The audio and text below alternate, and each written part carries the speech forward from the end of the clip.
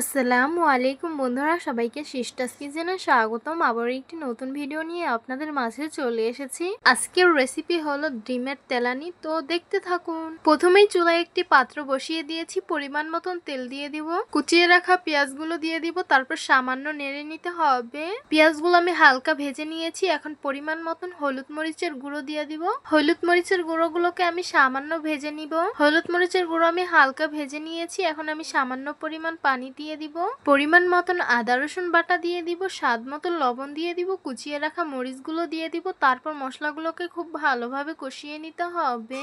এই তো আমি মশলাগুলোকে কষিয়ে নিয়েছি। এখন পরিমাণ মতন পানি দিয়ে দিব, তারপর এই সবকিছুকে মিশিয়ে নিব আর বলক আসার অপেক্ষায় থাকবো।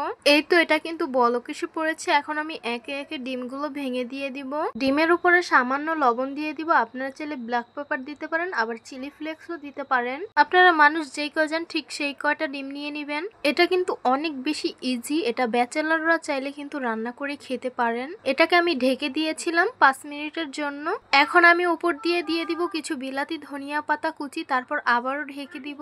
তো দেখতেই পাচ্ছেন এটা কিন্তু একদম রেডি। এটা কিন্তু বানাতে 10 মিনিটও সময় লাগে না। এই তো গরম গরম সার্ভ করে নিলাম ডিমের তেলাইন। দেখতেই পাচ্ছেন এটা কত বেশি লোভনীয় লাগছে, আর খেতে কিন্তু এটা অনেক বেশি সুস্বাদু হয়েছে। তো ব্যাচেলাররা চাইলে কিন্তু এটা শর্টকাট ভাবে রান্না করে নিতে পারেন। এটা কিন্তু ভেজাল না, এটা কিন্তু সবাই শর্টকাটে রান্না করে নিতে পারবেন। খেতেও কিন্তু দুর্দান্ত লাগে আমার কাছে। তো আশা করছি আমার আজকের রেসিপি আপনাদের কাছে অনেক অনেক বেশি ভালো লাগবে। ভালো লেগে থাকলে আমার ইউটিউব চ্যানেলটি সাবস্ক্রাইব করবেন, আর যারা আমার ফেসবুক পেজ থেকে দেখছেন পেজটিকে ফলো করবেন। সবাই ভালো থাকবেন, সুস্থ থাকবেন, আর সিস্টার্স কিচেনের সাথেই থাকবেন। আবারও কথা হবে কোনো নতুন ভিডিওতে। তাহলে আজকে এই পর্যন্তই। আল্লাহ হাফিজ।